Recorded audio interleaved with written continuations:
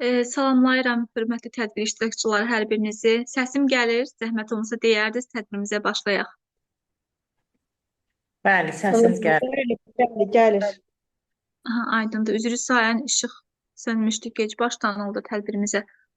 Hər birinizi salamlayıram, xoş gördük və mən istədim bugünkü tədbirimiz haqqında qısa da olsa məlumat verim, sonra sözü digər hörmətli həmkarlarıma təqdim edərdim. Bugün deməli tədbirimizin mövzusu 18 aprel Beynəlxalq Tarixi Abidələr Günü ilə əlaqədar olaraqdır. E, və qısa məlumat verim, sonra sözü digər qonaqlarıma təqdim edəcəm. Mən Gəncə deməli Dövlət Tarix Mədəniyyət Qoruğuna daxil olub və tədqiqat səsim gəlir də. Tədqiqatların aparılması və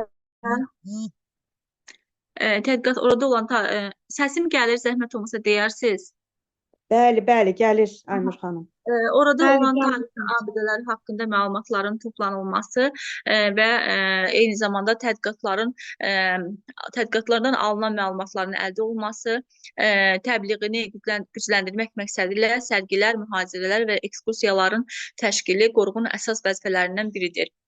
Gəncə Dövlət Tarix Mədəniyyət Qoruğu deməli ərazisində hal-hazırda Azərbaycan Respublikasının 2 avqust 2001-ci il tarixli təsdiq edilmiş 132 nömrəli qərarı ilə biri dünya əhəmiyyətli, 8-i yerli əhəmiyyətli olmaqla ümumilikdə 9 abidə mövcuddur.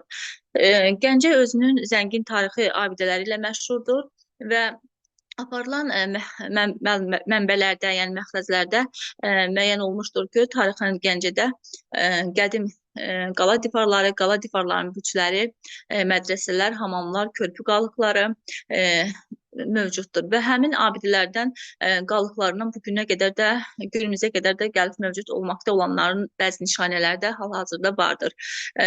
Deməli, Gəncə qoruğunun ərazisində olan, balansında olan tarixi abidələrdən qala bütçələrini, qala divarlarını, su quyularını, kəhriz quyularını, körpüləri, İmamzadə Dini Ziyarətgah kompleksini, Cömərd Qəssab türbəsini misal göstərmək olar buna. Və mən orada İmamzadə türbəsi haqqında qısa da olsa danışmaq istəyərdim. İmamzadə türbəsi deməli qədim Gəncə ərazisində yerləşir və deməli burada 1139-cu ildə zəlzələ baş vermişdir. Zəlzələ nəticəsində abidəyə, türbəyə ciddi dağınıqlara məruz qalmışdır və həmin abidə yenidən deməli 13-14-cü əsrdə bərpa edilmişdir. 8-ci əsrə aid olan tarixi abidədir və sonraki dövrlərdə abidə müxtəlif dövrlərdə, illərdə dağıntılara məruz qalmışdır və 1878-ci ildə Tiflisli İsrafil bəy Yadigarov tərəfindən yenidən bərpa işləri aparılmışdır. Günbəzin hündürlüyü 2,7 metrdir, türbənin hündürlüyü isə 12 metrdir. Və İmamzadə kompleksindən cənuba doğru 1500 metrlik məsafədə Gəncə çayı sahilində Cömərd Qəssab türbəsi yerləşir və Cömərd Qəssab türbəsi yerləşir və Cömərd Qəssab yerli əhali arasında yayılan məlumata görə deməli Cömərd Qəssab Xəlifə Əlinin dövründə deməli karvanla Ərəbistana getmiş və qayıdarkən orada yerli əhali arasında İslam dinini yayan ilk şəxslərdən biri olmuşdur və deməli şəhəri müdafiə edən zaman düşmənlərin, yəni qıpçaqların hücumuna məruz qalmışdır və qəhrəmancasına şəhid olmuşdur. Və 12-ci əsrdə Gəncədə əxliyin inkişafı ilə əlaqədar olaraq Əliyar Qəssabın adının qarşısına Cömərd sözü əlavə olunaraq tarixə Cömərd Qəssab kimi daxil olmuşdur. Və 1139-cu ildə zəlzələ baş vermişdir. Həmin zəlzələ türbəyə də dağıntılara məruz qalmasına səbəb olmuşdur və deməli 139-1040-cı illərdə arxeoloq tədqiqatçı alim İshaq Cəfərzadə tərəfindən həmin qədim Gəncə ərazisində deməli tədqiqat işləri aparılmışdır və aparılan tədqiqatlara əsasən müəyyən olmuşdur ki, bir sıra deməli həmin yəni yaşayış yerləri, yerli əhaliyə məxsus olan yaşayış yerləri və Cömərd Qəssab türbəsinin 7-ci əsrə aid olduğu öyrənərək aşkara çıxarılmışdır. Və 20-ci əsrin 60-cı illərində türbəyə yaxın ərazidə ət kombinatına istilik sistemi çəkilmişdir və həmin istilik sistemi türbənin dağıntılara məruz qalmasına səbəb olmuşdur. Və 2003-cü ildə isə memar Cəfər Qiyasinin rəhbərliyi ilə Bakıdan komissiya heyəti Gəncə şəhərinə ezam olunur, qəbir üzərindən baxış keçirilir, tədqiqat işləri aparılır və belə nəticəyə gəlinir ki, tezliklə yəni həmin bu abidə təmir işlərinə başlanılsın. Və 2004-cü ildə Heydər Əliyev Fondunun dəstəyi ilə abidə təmir işləri aparılır. 2004-cü il deməli dekabr ayının 2-sində təmir işləri başa çatdırılaraq Cömərd Qəssab türbəsinin açılışı olur. Və həmin qədim Gəncə ərazisində eyni zamanda körpü qalıqlarını göstərmək olar. Deməli, 1984-cü ildə Gəncə şəhər ekspedisiyası Gəncə şəhər xarabalığının Gəncə çayı istiqamətində Gəncə çayı ilə bölünmüş hər iki istiqamətində tədqiqat işləri aparır və tədqiqatlara əsasən belə nəticəyə gəlinir ki, deməli Gəncə çayının sahillərini 3 və çox tağlı, 5 tağlı, 7 tağlı, çox tağlı körpülər birləşdirir. Və çayın sahillərində su azaldıqca həmin körpülərdə deməli körpünün tağlarının özülləri daha dəqiq şəkildə aydın aşkar görsənilir. Və eyni zamanda 1939-40-cı illərdə arxeoloq İsaq Cəfərzadə tərəfindən deməli qədim ərazidə tədqiqat işləri aparılır və Gəncə çayının körpülərinin dayaqları dağınıq şəkildə aşkara çıxarılır. Və Gəncə çayı axar istiqamətində olan körpülər, deməli, axar istiqamətində olan körpülər müxtəlif dövrləri əhatə edir. Onlar, deməli, birinci körpü 13-14-cü əsr, ikinci körpü 11-ci əsr, üçüncü körpü isə 12-13-cü əsrləri əhatə edir. Eyni zamanda burada su quyularının, kəhriz quyularının misal göstərmək olar. Qala difarlardır, qala difarlarının qalıqlarıdır, qala gücləridir. Bunları misal göstərmək olar və biz həmin ərazilərə ekskursiya təşkil etmişdik. Məsələn, həmin ərazidə yaşayan yerli əhaliyə məxsus olan yaşayış məhəllələrində həmin kəhriz quyularının, su quyularının eləsi var, yaralı şəkildədir, eləsi var ki, yəni istifadə olunmur. Suvarmada da bəziləri istifadə olunur. Yəni o yerli əhaliyə məxsus olan məhəllələrdə həmin kəhriz su quyuları qalmaqdadır. Eyni zamanda həmin qala difarlarının qalıqları, qala bütçləri də Gəncə çayının sahilində və həmin yaşayış məhəllələrində, sakinlərə məxsus olan məhəllələrdə müəyyən hissəsi qorunub saxlanılır, hal-hazırda orada qalmaqdadır. Beləliklə, çox sağ olun, bu qədər hörmətli tədbir iştirakçıları. Mən istərdim ki, sözü vaxt itirmədən digər tədbir iştirakçılarına təqdim edərdim. İndi isə mən sözü vermək istərdim.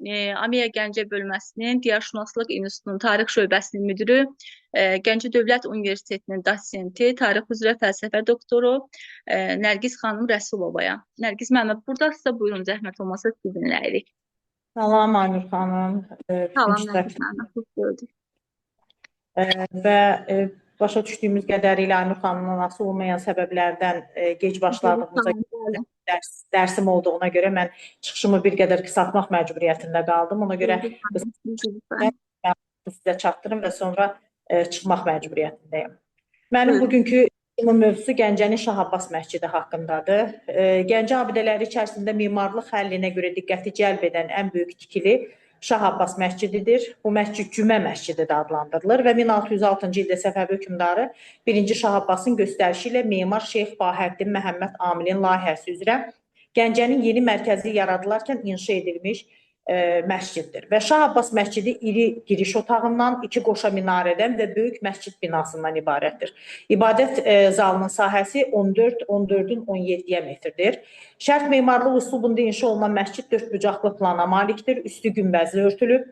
Məscidin pəncərələri rəngli şüşələr və şəbəkələrlə işlənib. İnşasında yerli bişmiş qırmızı kərpişdən istifadə edilən binanın palıqdan olan minbərinin üzərində işlənən oyma bəzəklər Azərbaycan şəbəkəçilik sənətinin nadir nümunələrindən hesab edilir. Məscidin binasında 12 kiçik hücrə vardır ki, onların hamısı bir-biri ilə və ibadət zalı ilə tağlı dəhlizlər vasitəsilə əlaqələndirilmişdir. və məscidin damının metal örtüyü 20-ci əsrin əvvəllərində Gəncə müsəlmanlarının xeyriyyə cəmiyyətinin vəsaiti hesabına tikilib. Məscidin yanında hündürlüyü 22 metr olan qoşa minarələr ucaldılmışdır. Minarələr ayrı-ayrı tarixlərdə inşa edilib. Bunlardan birinin inşa tarixi Hicri qəməri təqvimi ilə 1271-ci il, yəni 19-cu əsrin ortalarına aiddir. Məsciddə qadınların ibadət etməsi üçün xüsusi yer ayrılmışdır və döşəmə torpaqdan ibarətdir. Minbəri taxtadan olub 9 pilləlidir. Mehrabı divarın içərisindədir və tağvari formadadır. İç divarları qum, sement məhlulu ilə suvanmış və göy rənglə işlənib. Məscidin həyətində Şah Abbas dövründə tikilmiş hamamda qalmışdır və indi o muzey kimi qorunur. Yerli sakinlərin qeyd etdiyinə görə bir vaxt minarələr Çar Rusiyası ordusunun artilleriya atəşinə tutulub və nəticədə zədələnib. Lakin sonralar minarə bərpa edilib və minbərin sol tərəfində ərəbcə həkk edilmiş yazıdan məlum olur ki, düşmən hücumlarından müxtəlif vaxtlarda zərbə almış abidə Cavad xan tərəfindən 2 dəfə əsaslı təmir edilmişdir. Günbəzin və minarələrin üzərində aypara qoyulur və 1936-cı ildə 1944-cü ilə qədər məscidin fəaliyyəti dayandırılıb. Lakin 1944-62-ci illərdə məscidin fəaliyyəti rəsmi olaraq bərpa edilib. 1990-cı ildə yerli cəmaatın təşəbbüsü nəticəsində Qafqaz Müsəlmanları Ruhani İdarəsinin rəhbərliyi ilə məscid yenidən fəaliyyətə başlamışdı. 1991-92-ci illərdə məsciddə təmir bərpa işləri aparılıb və Gəncənin Şah Abbas meydanına bəzən böyük meydan da deyirdilər. Və bu meydanın quzey hissəsini Cümə məscidi kompleksi tamamlayırdı. Kompleksin həyəti dördbucaqlı formada olub, Gəncə Cümə məscidini təşkil edirdi. Burada bir çox dini və ictimai ocaqlar da var idi. Həmin ərazi indi deməli məscid vaxtı ilə məscid hücrələrindən ibarət bir mərtəbəli bina formasında hörülüb ki, orada da ruhanilər, dərvişlər, müsafirlər, mərsiyəxanlar və qismən mədrəsədə oxuyan tələbələr qalırlarmış. 1804-cü ildə bu cür hücrələrin sayının 47-yə çatması xəbər verilir. Hücrələrin yaxınlığında uzunsov bir bina da yerləşmişdi. Bu mədrəsə idi. Mədrəsənin sinifləri hücrə tipli kiçik otaqlardan ibarət idi. Mədrəsə və məscidin müştərək kitabxanası mövcud idi. Həmin kitabxana 20-ci əsrin 30-cu illərində məhv edilmişdi. Məscidin güney tərəfində Xan qəbirstanlığı, Cavad xana aid Xan qəbirstanlığı yerləşib və Cavad xanın qəbri də məhz buradadır. Və məscidə aid bir neçə faktları qısa xülasə ilə çatdırmaq istəyirəm. Bu ibadət evinin digər məscidlərə xas olmayan bir xüsusiyyəti var.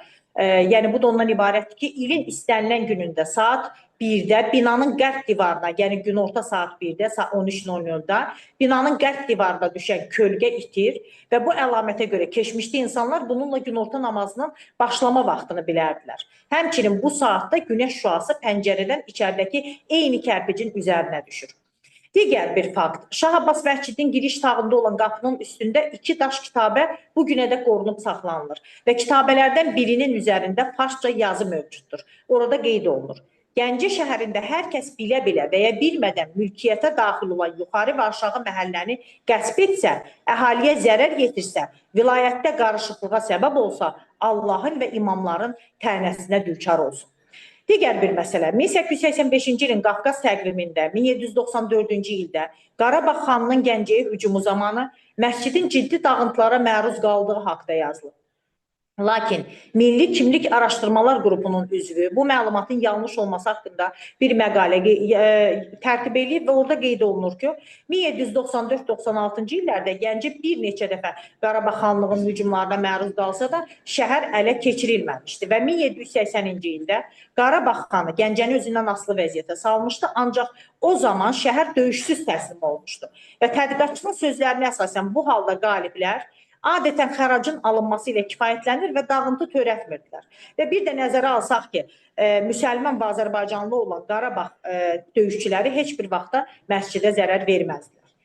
Məscidin bünövrəsi möhkəm olduğundan 1826, 1861, 1867, 1870, 1896, 1900, 1903, 1907, 1908, 1910, 1938-ci illərdə Gəncədə baş vermiş zəlzələlərin dağıntısına məruz qalmamış və tab gətirə bilmişdi. 2008-ci ildə məscidin binasının əsaslı təmiri zamanı zərfin içində 20-ci əsrin əvvəllərinə aid köhnə Rus əskinasları tapılıb. Və məktubdan məlum olub ki, Molla Qasım adlı şəxs məscidi öz hesabına təmir etdirmiş və yerdə qalan 180 rublu isə məscidin divarına hördürmüşdü ki, bu pul gələcəkdə dini məbədin təmirinə sərf olunsun. Və əsrlərdir dimdik ayaqda duran Gəncənin şah əsəri olan Şah Abbas məscidi Gəncənin alınmazlıq, dəyanət simvolu, milli mənəvi varlığımızın 100 illiklərdən gələn abidəsidir. Diqqətinizə görə təşəkkür edirəm. Çox sağ olun Nərgiz müəllimə, vaxt ayırıb qoşulduğunuza görə biz sizə təşəkkür edirik. Çox sağ olun. Və istərdim indi isə sözü Azərbaycan Dövlət Aqrar Universitetinin İctimai Fənlər Kafedrasının baş müəllimi Səfərova Çinarə müəlliməyə verin. Çinarə müəllimə, buyurun, zəhmət olmasa sizi dinləyirik. Çox sağ olun Aynur xanım, təşəkkür edirəm söz verdiyiniz üçün. Hörmətli həmkarları salamlayıram, Samirə müəllimə, Nərgiz müəllimə və tədbir iştirakçılarını. Mən bugün Qarabağın mərkəzi incisi olan Şuşa şəhərinin tarixi memarlıq abidələri haqqında qısa məlumat vermək istərdim. Məlumdur ki, Şuşa şəhəri, dağlar qoynunda yerləşən Şuşa şəhəri gözəl memarlıq abidələri ilə zəngindir və Şuşanın özü elə canlı abidədir. Sahəsi 234 kvadrat kilometr olan Şuşa şəhəri özünün memarlıq abidələri ilə məşhurdur və yarandığı gündən başlayaraq şəhərdə müdafiə tikililərlə yanaşı çoxlu yaşayış evləri, imarətlər, saraylar, hamamlar, karvansaralar və məscidlər tikilib istifadəyə verilmişdir. Və məlumdur ki, xüsusən də Qarabağ xanlarının, Pənahəli xanın və onun davamçısı İbrahim Xəlil xanın dövründə Şuşada yəni bu quruculuq işləri daha da sürətli aparılmışdır və xüsusilə də onu demək istərdim ki, Qarabağ yəni tarixçilərinin məlumatlarına əsasən, yəni həm Pənahəli xan, həm də İbrahim Xəlil xan özləri yəni ki hakimiyyətləri dövründə həm övladları üçün, yəni ümumiyyətlə ki, şəhərin gözəlliyi üçün saray və imarətlər tikdirmişlər və bu saraylardan ikisi də Pənahəli xana və Qaraböyük xanıma məxsus saraylardır ki, müasir dövrə qədər qalmışlar və bu sarayların sonuncu sarayın giriş qapısı üzərindəki yazıdan aydın olur ki, yəni həmin saray 1768-ci ildə İbrahim Xəlil xanın hakimiyyəti dövründə tikilmişdir. Və bununla bağlı, bu saraylarla bağlı müasir dövrə qədər rəsmlər, yəni portretlər gəlib çatmışdır və bu portretlərin müəllifləri həmin dövrün rəssam və memarı Qəmbər Qarabaği və onun qardaşı Səfərə məxsus olmuşdur. Xüsusilə də burada şəhərin həm varlı adamlarına məxsus, yəni ki, dəbdəbəli yaşayış evləri, imarətlərin tikintisi geniş vüsət almışdır. Onlardan bir neçəsinin adını çəkmək istərdim. Kərim bəy Mehmandarovun, Hacı Məmmədovun, İskəndər Rüstəmovun, Səfibəyovun və başqalarının bu dövrdə inşa edilmiş imarətləri, yəni orijinal memarlıq üslubuna və zəngin divar rəsmlərinə görə diqqəti cəlb edir. Məsələn, 1864 bir fakt demək istərdim ki, 1864-1865-ci illərdə Şuşada olmuş məşhur rus rəssamı Vereshchagin yazırdı ki, Şuşanın bir çox varlı evlərinin divar və tavanları əsasən döyüş səhnələrini, hökmdarların və qədim nağıl qəhrəmanlarının portretlərini əks etdirən kompozitsiyalar və sujetli rəsmlərlə bəzədilmişdir. Ümumiyyətlə, Şuşada memarlıq abidələri içərisində bulaqlar xüsusi yer tutur və Şuşanın əhalisi uzun müddət, yəni özünün içməli suya olan tələbatını düzdür, hər bir həyətdə qazılmış quyular vasitəsilə ödəyirdi, amma şəhərin su probleminin həll edilməsində xüsusi xidməti olanlardan biri də xan qızı Xurşudbanu Natəvan olmuşdur. Yəni onun bu sahədə xidməti böyükdür. O 1871-ci ildə öz vəsaiti hesabına Şuşanın 7 kilometrliyində yerləşən Xəlfəli dağından saxsı borularla şəhərə su çəkdirmiş və 2 böyük bulaq tikilmişdir və bu bulaq da Xan Qızı bulağı adlanır və bu bulaqlardan biri də Xurşudbanu Natəvanın evi qarşısında tikilmişdir. Şor bulaq adlanan ikinci bulaq isə şəhərin Gəncə qapısı yaxınlığında. Məlumdur ki, Şuşa qalasının 3 qapısı vardı. O qapıdan da biri Gəncə qapısı adlanır və bu digər bulaq isə Şor bulaq Gəncə qapısı yaxınlığında tikilmiş və milli naxışlarla bəzədilmişdir. 1896-cı ildə Şuşaya ikinci su kəməri çəkilmişdir. Bu şəhərdə, yəni bu kəmərdə şəhər sakinlərinin içməli suya olan tələbatını ödəməklə yanaşı, həm də 20-dən artıq küçədə daş çar hovuzların, bulaqların və yeni hamamların tikilməsinə Eyni zamanda da şəhərin daha da yəni yaşıllaşmasına şərait yaratmışdır. Ümumiyyətlə Şuşa şəhərində tikilən hamamlar da orijinal memarlıq üslubuna görə şöhrət qazanmışdır. Yəni yəni Şuşada tikilən ilk hamamlardan biri İbrahim Xəlil xanın əmisi oğlu Əbdüsəməd bəy tikdirmişdi. Yəni sonralar Şuşa hamamlarının sırasına Aşağı Bazar deyilən yerdə də inşa edilən Uğurlu bəy hamamı, Mirzəli hamamı və başqaları da əlavə edilmişdir. Ümumiyyətlə bu quruculuq prosesi bəllidir ki, Qarabağ xanlığının yaranmasından sonra, xüsusən 18-ci əsrin ikinci yarısından və 19-cu əsrlərdə yəni daha da sürətlənmişdi və Şuşada 20-yə qədər hamam tikilib istifadəyə verilmişdi. Bu yəni 18 və 19-cu əsrlərdə. Yəni gözəl yəni istirahət güşələr olan Şuşa hamamları Azərbaycanda bu sahədə olan memarlıq ənənələri əsasında tikilmişdir. Şuşanın memarlıq abidələri içərisində karvansaralar xüsusi yer tuturdu və Şuşada ilk karvansara Təbrizli məhəlləsində inşa edilmişdir. Daha sonra Aşağı Bazar və Meydan deyilən yerdə karvansaralar tikilib istifadəyə verilmişdir və bu karvansaralar Şuşanın bazar kompleksinin əsas tikililərindən hesab olunurdu. Ümumiyyətlə 19-cu əsrin sonlarına yaxın şəhərdə 10 karvansara fəaliyyət göstərirdi. Onların arasında Hacı Abbas, Qatırçı Murad, Şeytan Bazar, Xanlıq Muxtar, Mirsiyaboğlu, Xan qızı karvansaraları xüsusilə seçilirdi. 1970-ci illərin sonları, 80-ci illərin əvvəllərində Zöhrəbbəyovun və Hacı Qulunun imarətləri, qədim qala divarları bərpa edilmiş, Vaqifin, Natəvanın, Nəvabın və başqa tarixi şəxsiyyətlərin ev muzeyləri açılmışdır və bu dövrdə Üzeyir Hacıbəyovun ev muzeyində yenidən qurma işləri aparılmışdır. Natəvanın evinin qarşısında heykəli qurulmuşdur və bəhs etdiyimiz illərdə Şuşada ümumiyyətlə Şorbulaq, Meydan, Hamamqabağı məhəlləsinin bulaqları, Saatlı məhəlləsindəki məscid və keçmiş Reallı məktəbinin binası bərpa olunmuşdur. Yəni 70-ci illərin sonları və 80-ci illərin əvvəllərində. Bir hamıya məlum olan bir faktı da demək istərdim ki, 1982-ci il yanvar ayının 14-də Şuşa şəhərinə gedən lider Heydər Əliyev, Molla Pənah Vaqifin yerli mərmərdən tikilmiş 20 metr hündürlüyündə olan məqbərəsinin açılışında da iştirak etmişdir məhz həmin illərdə. Əfsuslar olsun ki, biz çox memarlıq abidələrimiz Şuşanın işğalından sonra yəni dağıntıya məruz qalmışdı erməni vandalları tərəfindən və bu da bəllidir ki, niyə?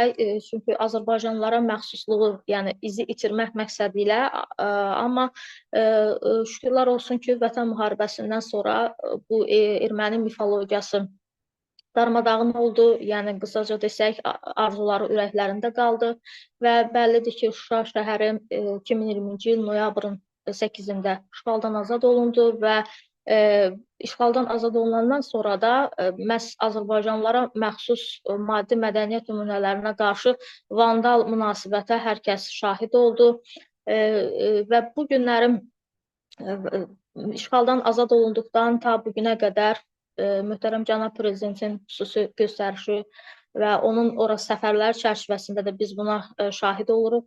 Sürətli şəkildə Şuşada quruculuq işləri aparılır və hətta 2021-ci ilin yanvarın 15-də cənab prezident Şuşada səfərdə olarkən o ailə üzvləri ilə birlikdə memarlıq abidələrini ziyarət edərkən belə vurğulamışdı ki, bugün Şuşaya gələrkən 30 ilə yaxın Bakıda İncəsənət Muzeyinin həyətində saxlanılan dahi şəxsiyyətlərimizin Rüştvanın, Natəvanın, Üzeyir Hacıbəylinin və Bülbülün büstlərini gətirmişəm və bu yerdə mədəniyyət evi yerləşirdi. Üzeyir bəyin, Bülbülün büstləri məhz bu yerdə qoyulmuşdur və mənfur düşmən Şuşa mədəniyyət evini dağıdıb və daxil şəxsiyyətlərimizin büstlərini gülləbaran edibdir. Və bu sözsüz ki, dövlət başçısı eyni zamanda Qarabağa səfərləri çərçivəsində bildirdiyi bütün, yəni onun tapşırıqları əsasında, yəni göstərişləri əsasında sözsüz ki, yəni dedikləri hamısı bir-bir öz təsdiqini tapır. Yəni Şuşa bugün işğaldan azad olunandan sonra şəhərin bütün tarixi binaların bərpa edilməsi prosesinə start verilmişdir. Yəni Şuşanı erməniləşdirmə cəhdlərinə son qoyulmuşdur. Bu, yəni biz artıq Şuşanın belə deyək ki, əsl sahibləri qayıdıb, yəni Şuşa artıq azaddır, Qarabağın incisidir, mərkəzidir və biz sözsüz ki, fəxr edirik ki, Vətən müharibəsi nəticəsində biz yenidən o torpaqlara qayıdırıq və oğullarımızla sözsüz ki, Vətən oğullarına fəxr edirik və mən bu ərazi bütövlüyümüzün təminatı uğrunda canlarından keçən şəhidlərimizi bir daha yad edirəm, onların ruhu qarşısında baş əyirəm və Ali Baş Komandana da öz təşəkkürümü bildirirəm. Yəni onun qurduğu rəhbərlik elədiyi güclü dövlət və qurduğu güclü ordu sayəsində biz qələbəyə nail olduq. Çox sağ olun, təşəkkür edirəm Aynur xanım. Tədbir iştirakçılarına da uğurlar arzulayıram. Sağ olun. Çox sağ olun Çinarə müəllimə, mən də sizə təşəkkür edirəm. Vaxt ayırıb qoşulduğunuz üçün tədbirimizə. Çox sağ olun. Çox sağ olun. Sağ olun. Buyurun. İndi isə sözü digər hörmətli həmkarıma təqdim etmək istəyirəm. Azərbaycan Milli Elmlər Akademiyası Gəncə bölməsinin Diyarşünaslıq İnstitutunun etnoqrafiya şöbəsinin müdiri, Azərbaycan Dövlət Aqrar Universitetinin İctimai Fənlər Kafedrasının dosenti, tarix üzrə fəlsəfə doktoru Qasımova Samirə müəlliməyə təqdim edirəm. Samirə müəllimə, buyurun, zəhmət olmasa sizi dinləyirik. Salam, hər vaxtınız xeyir olsun. Mən Salam, daimi salam. tanışım və tədbir iştirakçılarını çox sağ olun. Tədbir iştirakçılarını salamlayıram və hər kəsə uğurlar arzu edirəm. Və Aynur xanım, ilk növbədə Samirə müəllimə, vaxt qutarsa zəhmət olmasa yeni linklə qoşularsınız, xahiş edirəm. Oldu. Və sizə belə bir əhəmiyyətli tədbirin təşkili üçün minnətdarlığımı bildirirəm. Çox Və sağ mən olun. bugünkü tədbirdə karvansaralar haqqında ümumi məlumat vermək istərdim və o cümlədən də əsasən də Gəncə karvansaraları haqqında. Ümumiyyətlə, karvansaraylar Asiya, Şimali Afrika və Cənub-Şərqi Avropanı, xüsusilə də İpək yolu ərazisini əhatə edən ticarət yolları şəbəkəsi üzrə ticarət, eyni zamanda məlumat və insanların hərəkətini təmin edən infrastrukturlar olmuşlar. Ümumiyyətlə, tarixi mənbələrə görə səthdə karvansaralar yaşayış evləri və məscidlərdən sonra əsas yeri tuturlar və əsasən də iki qrupa ayrılırlar. Şəhər karvansaraları və eyni zamanda yol qırağında tikilən demək karvansaralara. Karvansaralar ümumiyyətlə müxtəlif ticarət əməliyyatlarını keçirilməsi üçün ən sərfəli obyektlər olduğundan bir qayda olaraq şəhərin qırağında, daha doğrusu şəhərlərdə qızğın ticarət edən, belə deyək, qaynar nöqtələrdə əsasən tikilirdi və şəhər karvansaraları adətən bazarlara yaxın ərazidə ucaldılırdı. Bu uzaq məsafələrdən, yəni uzaq ellərdən gətirilən malların bazara daşınmasını təbii ki, asanlaşdırmaq məqsədi güdüldür. Digər bir növü olan karvansaraların digər bir növü olan yol qırağında tikilənlər isə karvan keçən yerlərdə bir-birindən ən azı bir günlük məsafədə olurdu və bu tarixi abidələr dünya xalqlarının ədəbiyyat və mədəniyyətinin yayılmasına da öz növbəsində xidmət edirdi. Yəni bu kimi də karvansaraların mühüm əhəmiyyəti olmuşdur. Və təbii ki, karvansalar da çox belə deyək, qonaqlı, qaralı, hətta haylı küylü olurdu və təsadüfi deyil ki, İslam dünyasının demək olar ki, bütün şəhərlərində yayılmış karvansaralar tez-tez xanagah, yəni qonaq evi başqa adlarla da belə deyək, adlandırılırdı.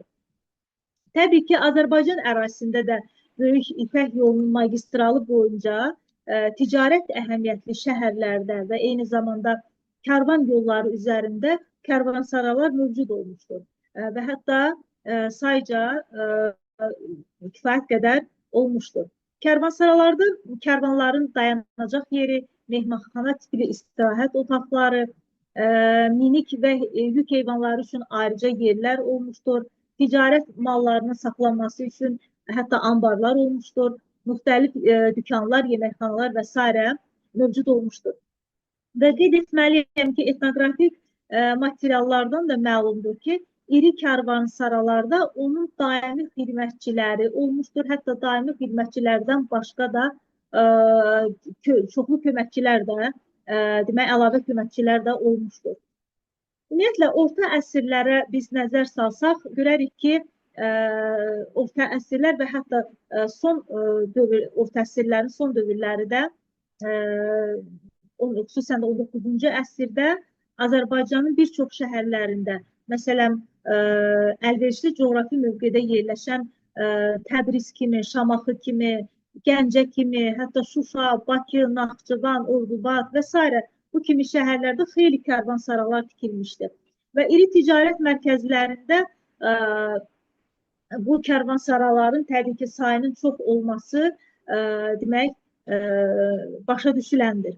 Yuxarıda az əvvəl qeyd etdiyim şərtlərlə əlaqədar olaraq. Və Gəncədə də qeyd etdiyim kimi karvansaralar olmuşdur ki, bunlardan biri də belə deyək, ən çox tanınmışı Səfəvi hökmdarı, Azərbaycan Səfəvilər dövlətinin hökmdarı Şah 1. Abbasın əmri ilə Gəncədə tikilmiş bir karvansaraydır. Və bu karvansarayın layihələndirilməsinə və inşasına Şərqin çox böyük memarlarından olan Şeyx Bahiyəddin başçılıq etmişdir.